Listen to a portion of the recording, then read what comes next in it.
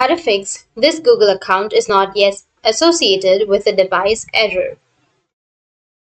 So if you want to fix this Google account is not yet associated with a device error while installing any applications from your Google Play, then this video is for you. So before you fix the problem, you need to know that why this problem actually happened. This problem commonly happens when you have a login your Google Play Store on your computer with a different email ID.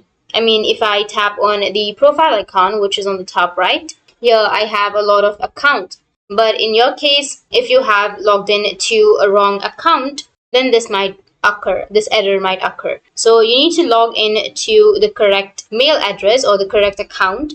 You need to make sure that this current account is also logged in to your mobile device on your Android phone. So we have to just log out of this account, which is right here.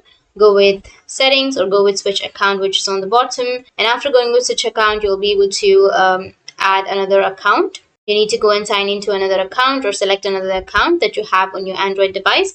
After selecting that or after signing into your another account, then you will be able to fix that problem. So that's it. And if you have any questions, feel free to comment below. Thanks for watching.